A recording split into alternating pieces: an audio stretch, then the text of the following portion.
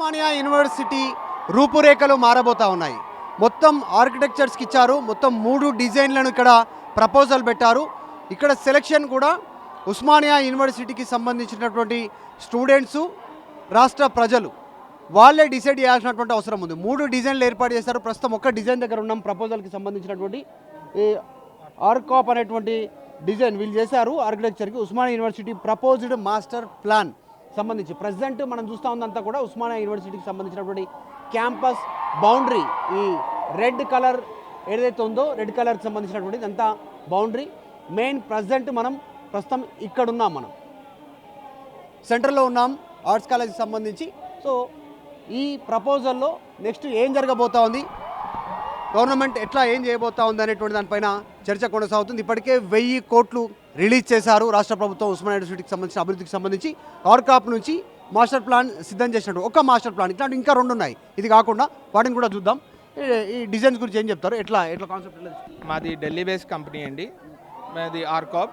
మేము యాక్చువల్గా ఐఐటి హైదరాబాదు ఇలాగ ఐఐటి ప్రాజెక్ట్స్ ఆల్రెడీ డెవలప్ చేశాము. సో బేస్డ్ ఆన్ దట్ మమ్మల్ని పిలిచారు.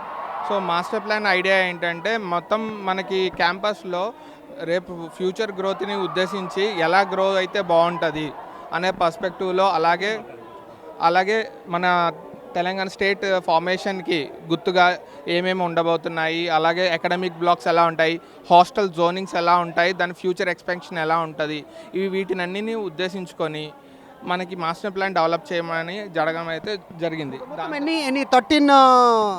16 సంబంధించినటువంటి ప్రపోజల్స్ ఇచ్చారు మనకి. ఎంటైర్ మాస్టర్ ప్లాన్ ప్రపోజల్తో పాటు 16 సపరేట్గా బిల్డింగ్స్ అడిగారు. అది ఇప్పుడు నెక్స్ట్ డెవలప్మెంట్ స్టేజ్ అనమాట. అది అకాడమిక్ ప్రస్తుతానికి ఉస్మానియా యూనివర్సిటీ రిక్వైర్మెంట్ అని చెప్పడం జరిగింది మాకు. సో మేమేం చేసామంటే ఇక్కడ తెలుగా తెలుగేనండి. మీరు Telangana? Andhra.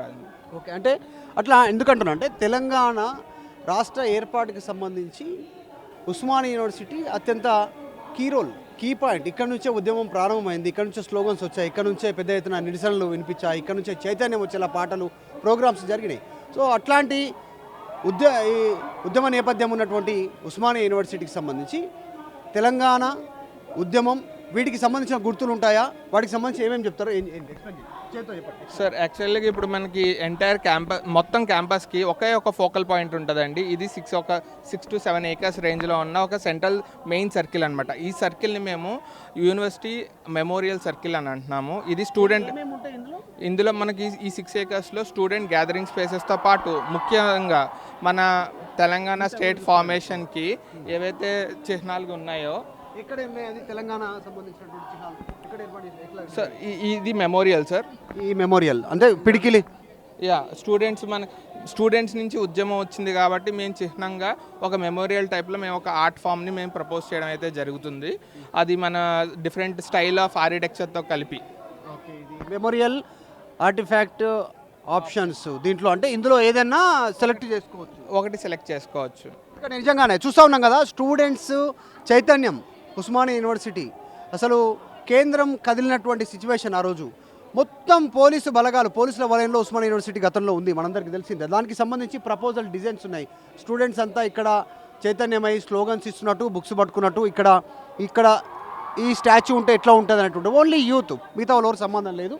Only memorial artefact options కింద ఇచ్చారు. వీళ్ళే నిర్మిస్తున్నట్టు, నిలదీస్తున్నట్టు, ఇక్కడ ధిక్కార స్వరం వినిపిస్తున్నట్టు ఇట్లాంటి ఏర్పాటు చేశారు. ఇంకా కొన్ని బిల్డింగ్స్ ఉన్నాయి. ఇది ఇప్పుడు కన్వెన్షన్ సెంటర్స్ అని మనకి ప్రపోజల్లా ఉంది. సో ఇది న్యూ కన్వెన్షన్ సెంటర్ అనమాట.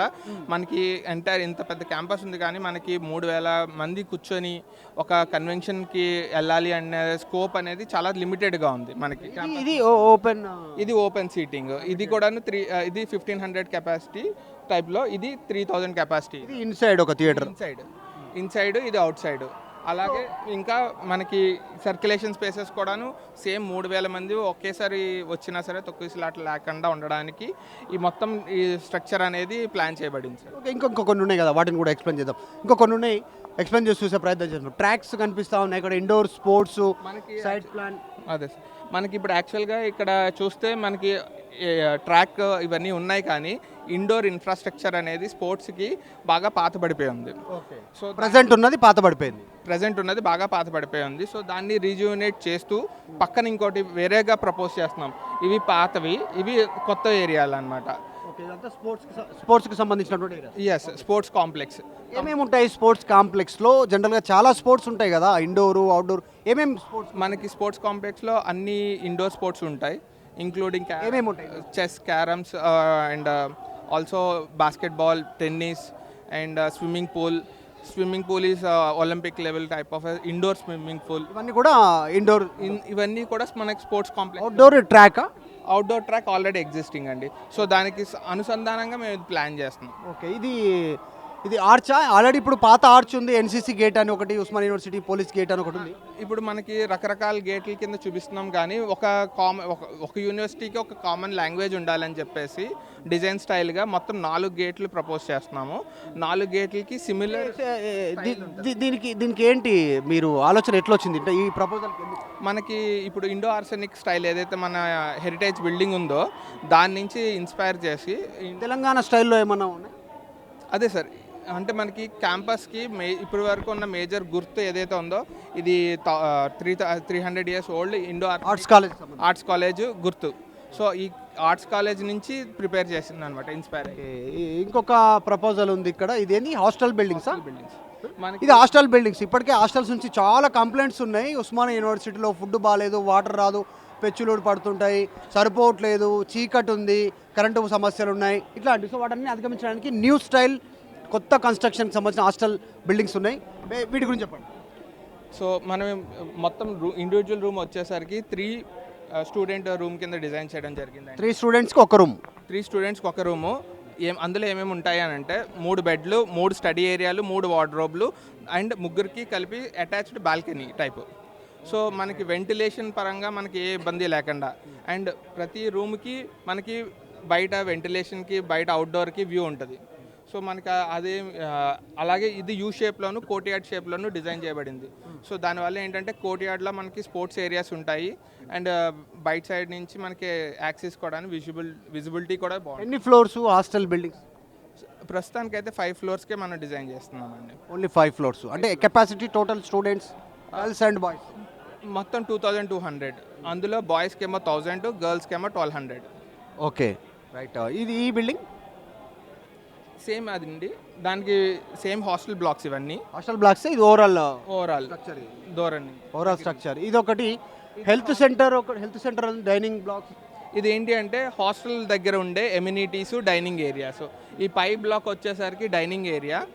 దాంట్లో మీకు కిందంతా కొంచెం ట్రాన్స్పరెంట్గా స్టూడెంట్స్ తిరగడానికి, గ్యాదర్ అవ్వడానికి స్పేసెస్, దాంతోపాటు డైనింగ్ ఉంటుంది. పైన కూడా ఫుల్ డైనింగ్ ఉంటుంది. అండ్ కిందకు వచ్చేసరికి మనకి ఎమ్యూనిటీస్, మల్టీపర్పస్ హాల్స్ ఉంటాయి అన్నమాట. ఇది ఓవరాల్గా ఉండే డైనింగ్ సెటప్ మనం చూడొచ్చు. కూర్చుంటూ స్టూడెంట్స్ తినడానికి tables and chairs, general dining area. కొంచెం మోడర్న్ స్టైలు, క్లోజ్డ్. అంటే వెంటిలేషన్, ఫుల్ వెంటిలేషన్ ఉండలేక పైనుంచి వెంటిలేషన్, సైడ్ నుంచి వెంటిలేషన్స్, గ్లాస్, లోపల ఏసీ ఫెసిలిటీసు. ఇక్కడ స్టూడెంట్ లాంజ్, కూర్చోడానికి lounge, sofa set, reading rooms, class rooms సంబంధించినటువంటి భవితవ్యం కూడా మారిపోయేటువంటి సిచ్యువేషన్ ఉంది. ఇప్పుడున్నటువంటి క్లాస్ రూమ్స్ కాకుండా టోటల్ అంటే బ్లాక్ బోర్డు, టీచరు కనపడేలాగా, స్టూడెంట్ కూర్చొని ఎక్కడ కూర్చున్నా కనిపించేలాగా లేటెస్ట్ సంబంధించినటువంటి. సో ఓవరాల్ మాస్టర్ ప్లాన్ సిద్ధం చేశారు. ఆర్కాప్ అనేటువంటి ఉస్మానియా యూనివర్సిటీకి సంబంధించినటువంటి మాస్టర్ ప్లాన్. యాజ్ ఇట్ ఈస్గా ఒకవేళ ఇదే మాస్టర్ ప్లాన్ ఓకే చేస్తే, ప్రజలు ఓకే యాక్సెప్ట్ చేసి, జనాలు ఓకే, ప్రభుత్వం ఓకే అనుకుంటే, ఇందాక చూపించినట్టుగా యాజ్ ఇట్ ఈస్గా ఉస్మానియా యూనివర్సిటీ రూపురేఖలు మారిపోయే అవకాశం ఉంటుంది. కొత్త hostel buildings, sports complex, swimming pool, hostels, dining area, reading, వీటన్నిటికి సంబంధించి ఇట్లా 5 అంతస్తుల్లో హాస్టల్ బిల్డింగ్. గర్ల్స్కి సపరేట్, బాయ్స్కి సపరేట్. Boys 1000, girls 1200 capacity. ఒక్క రూమ్లో 3 విద్యార్థులు ఉండేలాగా ఏర్పాట్లు చేస్తూ ఉన్నారు. అసలైన తొలి వెలుగు. ఫాలో వాట్సాప్ @తొలి వెలుగు official.